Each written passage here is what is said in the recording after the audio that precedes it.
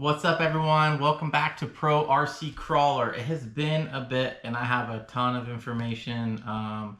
Talk about Arizona Summer Shootout, some of the changes I've made to the cars, and some of the projects that I plan to bring to you guys going forward. But first, I've been talking about it for a while. If you see me on Instagram or Facebook, you've seen me talk about the Powerhobby 2.2 Grabber tires. So I want to give you guys a full update and a full review on these tires, let you guys know what I've learned, some experiences that I've had, and then some of the feedback that I've read from other people on the interwebs. So I got one of the first sets from Power Hobbies. I did reach out to them, asked if they would give me a homie hookup for the channel, and to my surprise, they did. So big shout out to Power Hobby for supporting myself and the channel. So far, I don't have any sponsors. I do this out of my own pocket, and I really do it to educate others and to bring more attention to the pro crawling side of the RC crawling hobby.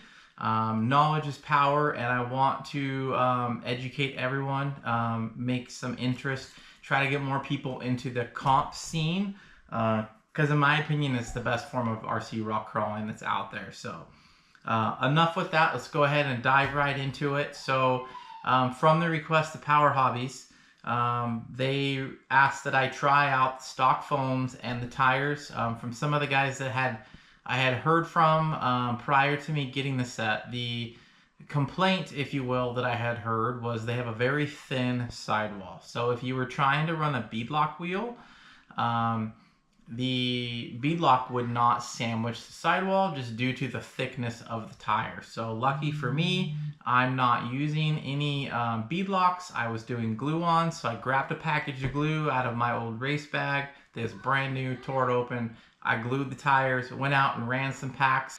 Loved the tire right out of the get-go, but I think it was 3 battery packs in, spun the tire right off the wheel. Came completely unglued. So I came back. I was pretty frustrated, I'm not gonna lie. I blamed it all on the tire. Spoke to some other people that I'm friends with in the hobby, and they had mixed opinions. Some had issues, some didn't. So I said, you know what? I'm gonna order another set of tires, another set of wheels, and I picked up Loctite 406 CA glue. It's specific for rubber and plastics, and I went ahead and re-glued the set that are actually on the Sporty right now, and I made a new set as well. So I think preparation goes a long ways. I'll tell you, my new set, I didn't Dremel, I didn't clean. I literally just threw them on the tires, glued them, and so far, knock on wood, I haven't had any issues with the Pro Rig. So the tires that came off, I cleaned them the best that I could, re-glued them with 406. I've done 3.5 courses so far and no issues. I'll tell you, they did ask that I run the yellow provided foams. If you're not doing this competitively, foam's great. You don't need to upgrade. However, if you are competitive crawling, a dual stage foam is the way to go. It's for several reasons. When you're climbing on a steep obstacle and the foam is too soft, you essentially lose wheelbase because all the weight gets transferred to the rear. The foam squishes down and you lose that extra height. When you're on a side hill or you're turning, what happens is the tire just rolls underneath of itself because the foam had no support. So in both the cars that I have here, what I chose was a Crawler Innovations dual stage foam. I did mediums front and rear. Foams were picked up from Deluxe. They have them specific for their weight hangers, and then they also work on the DG dangler wheels as well. I went with mediums simply because I feel like once the tire and the foam breaks in, they naturally get softer, and that soft foam for me just seems too soft. The tire still rolls away. These tires themselves are very, very thin, and with that, a very soft foam, I'm worried about the tire ripping, to be quite honest with you. The Deluxe wheels that I have here, they came with a countersunk screw, and the inner G10 is not countersunk all the way, so that countersunk screw doesn't sit flush. And because these sidewalls are so thin, it was actually cutting the sidewall of the tire. So if I take these tires and stretch them real hard. You can actually see the pinholes that it's created. So yesterday I removed the yellow foams and I put in button head screws on all the inner part of the wheel, and I went ahead and assembled those. So these set on the Sporty here, they're unaltered 2.2 Powerhobby Grabbers with the addition of the Crawler Innovations foams. And then the Pro Rig, I went ahead and gambled a little bit on my glue techniques. But the Pro Rig, these tires here, I narrowed them. So what I did was I took a half a lug, I eliminated the whole center lug, and I took a half a lug off and I glued them back together. I prefer a narrower tire. You actually get more turning radius because the tire can turn farther before the tire crashes into the links. Sometimes when you narrow a tire, you get a little bit more ground clearance depending on the foam that you're using. And then for me, that I like is the narrower the tire, the more contact patch, the harder, more pressure, if you will, goes on the center of the tire. So sometimes I feel like a narrower tire actually gets you a harder bite and more traction than a wider tire that floats over the obstacles. So a lot of these things, personal preference. I've just always preferred that narrower tire. I did get to run both these tires on these cars, and unfortunately I had failures in both at the last comp. So we'll get into that in a sec here, but I really wanted to just focus on information of the tires. So first and foremost, I do have a video in my past videos on how to glue tires, and I glue them based on how I thought they should be glued. Then I ended up getting this guy here from Scott Manis. I always forget how to say your last name. My apologies. He 3D printed this insert here and told me to try a different method. And that method was to lay a stock tire flush and drop your center wheel in. These here are a DG Designs wheel from Dan Guy. And start with gluing your outer ring to the tire. I thought that was kind of crazy at first, but it will make sense in a second. So you glue your outer ring to the tire, you wait for it to dry. This guy here then bolts, obviously on the inside of your wheel, as if it was a hub. Then you assemble the two inner rings, and then you can glue the backside. You flip the tire inside out, you glue the backside. Those two inner rings slide right over this guy here and ensure a perfectly centered wheel. It's absolutely beautiful. So your tire is still inside out. Once your glue's dried, you slide your foam on, you flip the tire back from inside out, and then you glue your outer wheel, and the tire is dang near 100% true. So hit up him if you want some of these. I don't know if he's selling them. Maybe he'll sell them or put the file online or something like that. Not on Shapeways, because apparently they're going out of business, which is a big bummer. But yeah, I will end up doing that from now on because that was a game changer. So let's get into the tire specs, right? Let's tell you guys all the nitty gritty as far that I know. I know there's other tires out there that some guys are using. I prefer a pin tire. Some guys will cut the pin tires. I don't know if I'm ready for that yet, but prior to that, I was using these HP tires, and see, this has got a soft foam in here, and you can just see it's just too soft for my liking. These were on the Sporty. These are a high altitude performance wheel. I ended up snapping the carbon fiber in several places. This outer ring is just too thin. I'm hoping I can get some replacements. Otherwise, it's gonna look really good on the shelf.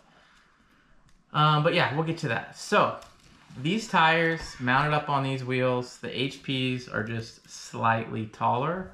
I say slightly. Let's just get out some calipers here. We'll give you guys some real readings. So take this tire, outside to outside measurement. I don't know if I zeroed this guy.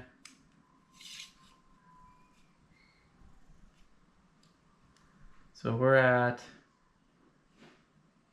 about 5.7 inches, so 5 3/4 of an inch. And I have narrowed these to my liking. And this narrow tire is 1 3/4 of an inch. My narrowed set of grabbers with calipers is 5.5 inches tall. So it is an 1/8 inch shorter overall, or 1/2 inch overall, 1/8 inch, however you look at it. It's up to you guys. My non-narrowed set is also 5.5. So they did not get any taller narrowing them. Same foams in both of these. So width-wise, sidewall to sidewall, I'm at 1.7 inches wide on my narrowed set. Non-narrowed, I'm at 1.9, so just under 2 inches wide. So it's up to you guys whether you think it's worth it to cut these down or not.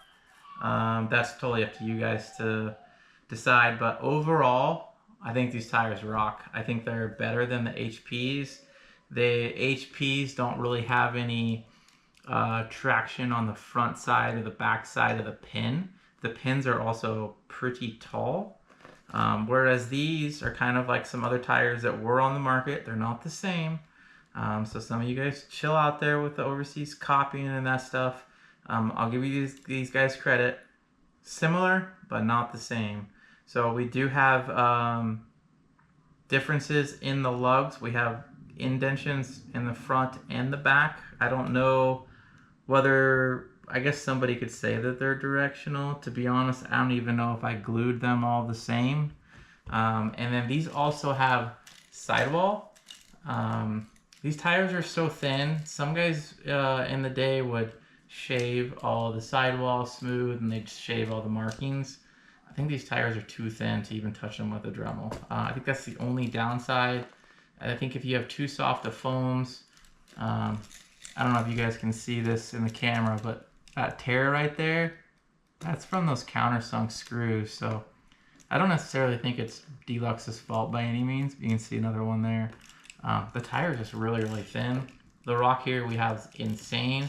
And I was running the stock foams, and those things were just ridiculously soft. So I ran the Sporty with the stock foams of the last comp.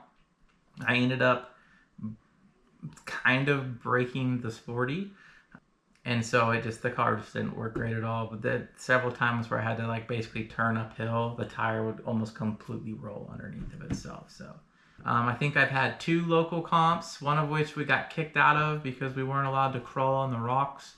Even though you're allowed to ride horses, mountain bike, and free climb, you can't have a 5-pound RC car. So that was pretty frustrating.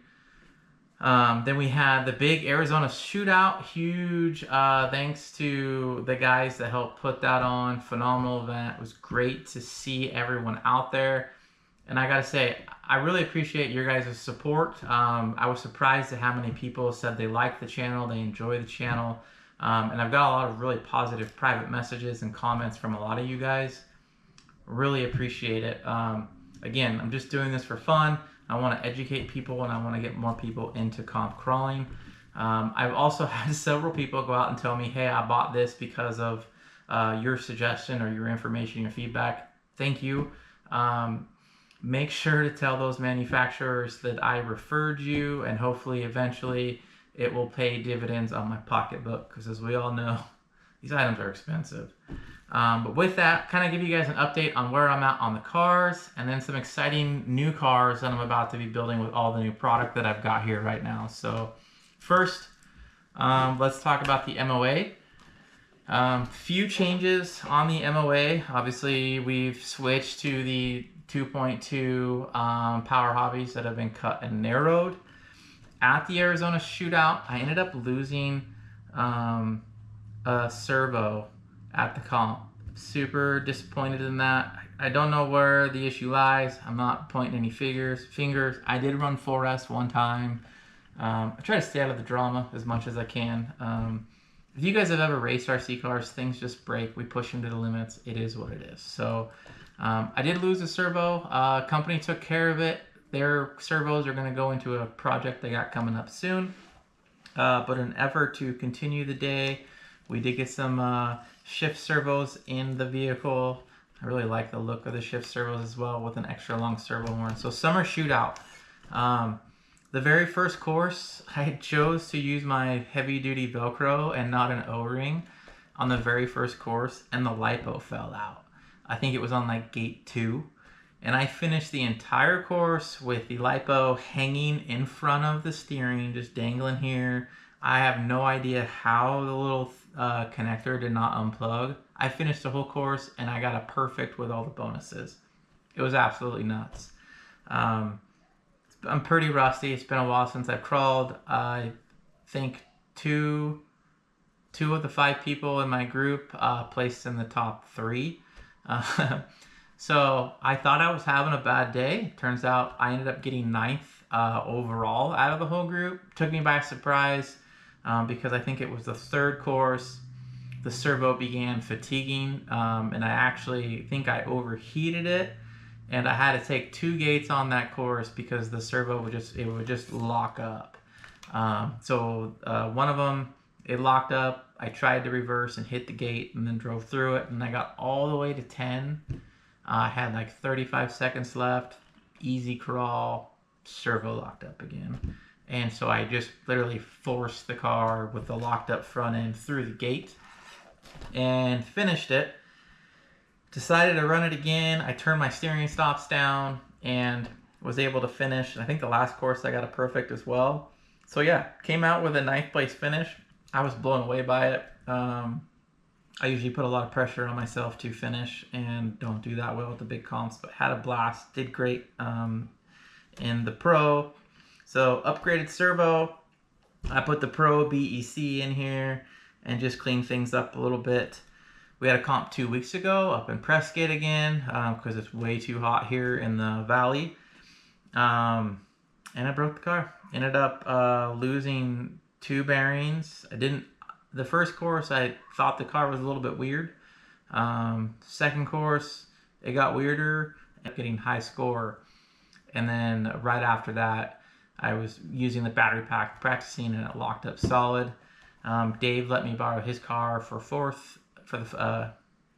Actually, we only run 3. So yeah, I broke after the 2nd course. Sorry, confusion. Dave let me run his car for the 3rd course, and I ran out of battery because we shared batteries right at 10. Somehow still got 2nd place. I don't know how it's possible. So really no plans for this car other than to upgrade the skins. I'm going to change my color layout here soon. We got a big comp, Nationals coming up in October, and I want to have things looking fresh. So with the servo, I did change the linkage a little bit. I wasn't getting full throw out of the car, so I moved some things around. The new longer shift servo horn does amazing, and then with Dave's recommendation, I actually drilled a new hole in the steering arm here. Hopefully you can see that. Drilled that additional hole, tapped it, and that's now where my drag link goes. So that has proven to work very well. So that's the Pro. Sporty. I don't even know where we left off at. So did horrible at the summer shootout. No fault of the car. I just drove like dog poop. I think I got like 22nd or something like that. Last comp, Sporty broke. Turns out the shafts that were in it only had like a 1/16 of an inch locker engagement. Very first course, I think first gate, it ended up spinning the tangs of the drive shafts. So I ordered some race shafts from VP, dremeled those down yesterday, got those installed. Also put some shims in so she's nice and tight. I 3D printed some weight holders. I haven't put them on yet, but I got 3D printed weight holders. I kind of wanted to experiment. I've seen a lot of Sporties do this. The front ends are so light that they'll steer and they'll just pick up the whole rear end and move it. So I want to experiment taking some weight out and then also adding those rear hangers into the back here. I 3D printed a new LiPo mount. It goes in right here. Drew that up myself, nothing special, mounted up. So now I'm running a 4S 380 up here. Clears everything, doesn't touch anything. So far it's working out great. This car also lost the servo at the summer shootout. This one was running 4S and it just stopped. I don't know what happened. So I have a new full length Shift RC servo in there with their horn. And then Jake Del Monte hooked me up with this CNC machined aluminum servo mount. It's beefcake because I ended up breaking the one that was in it. Played with some steering geometry here, and now same deal. This thing steers for absolutely days. So now I have full range of motion, link to link, crazy amount of steering, and we should be solid after that. I have been breaking pins inside the T-case. Took the T-case apart, bought new axial pins, put those in it, and those never actually like failed. The car was it was doing some weird like hopping, making some weird noises. So I took it apart to inspect it, and literally 3 of the pins were broken. They were still in the gear, but they had broke, so there was some weird give factor there. So put in a Pro BEC, cleaned up the electronics the best I could, got them all nice and smooth, and then put in the dual stage foams, the Crawler Innovations foam that I got from Deluxe in here. And this thing is ready to roll, but I want to talk about some new upcoming projects. So, don't tell my wife, but I've spent some more money because I want to build some more cars. Really didn't understand it at the time, but going to nationals, although there's 4 classes, you have Pro, you have Mini, you have MOA, and you have Sportsman, or AKA Sporty. If you run 3 of those classes, you can potentially qualify for a overall trophy. This last summer shootout, we gave out 5 trophies. Yours truly designed those, as well as the t-shirts. Hope you guys liked them. But if you run 4 classes, if you run all 4 of them, for overall, you get to drop one of your worst scores. So I don't have a Mini yet. Stay tuned on that. So 4 courses, you can drop your lowest score. So I don't have 4 cars, obviously. I have a Sporty, I have an MOA. I dropped some of my old school RC Bros Burley tubes off with Randy and Prescott, and he was able to mill those down and turn them into mini tubes. So him and I are doing some horse trading.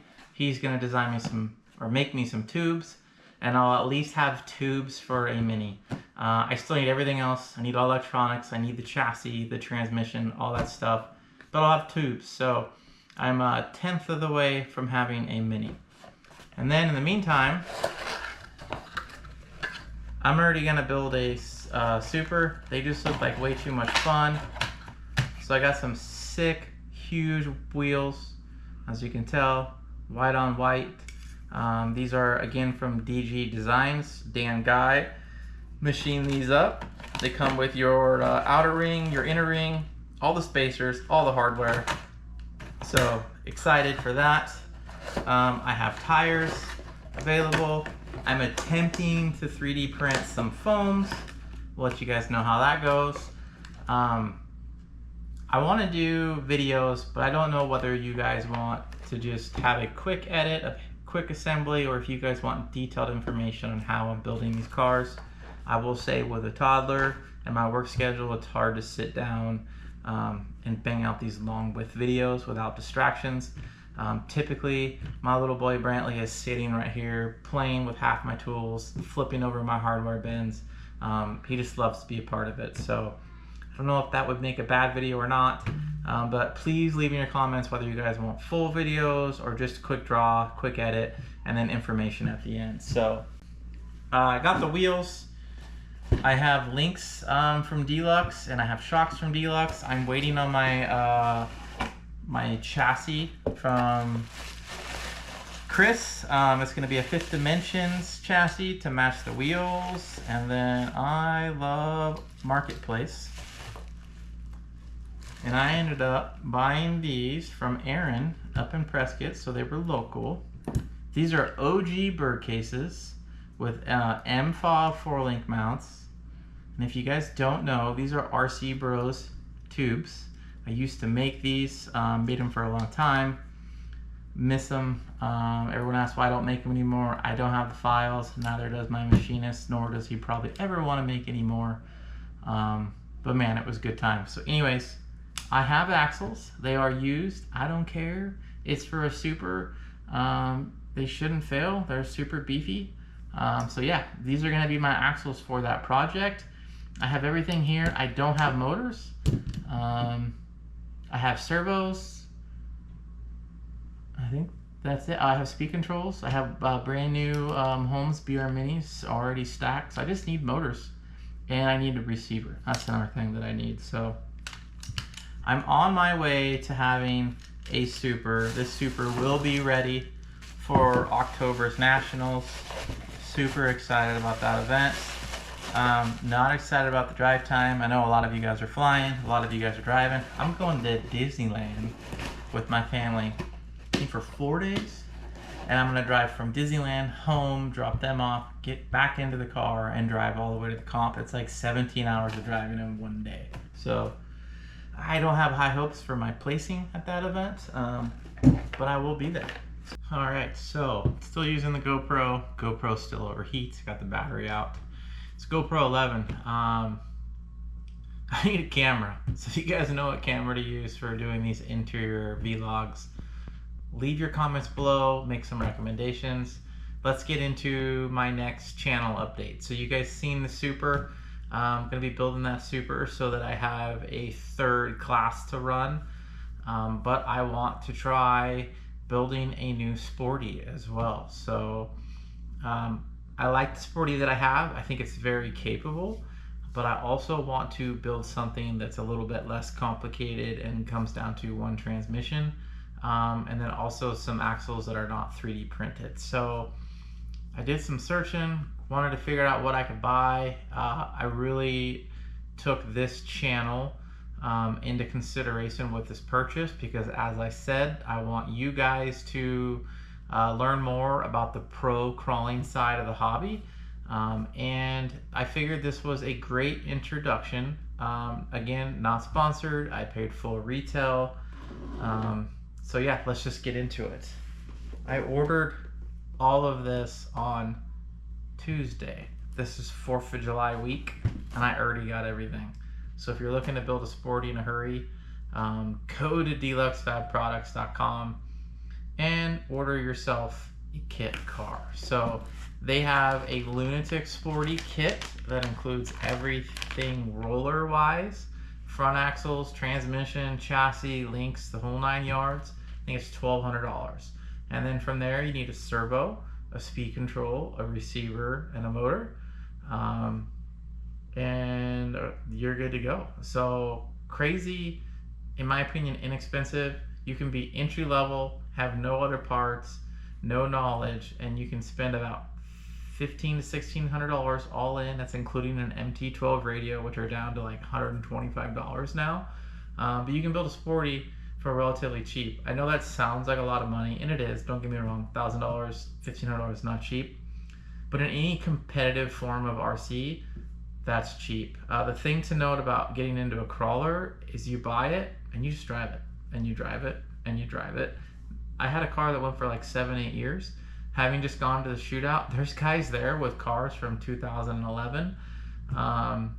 In fact, the sporty car was an OG AX10 that took first place. So you don't need the latest and greatest. You just need to know how to drive your car. You need to know what it'll do when you put it into a situation and make it climb. But with that said, let's get into it. So this whole box is everything a guy needs.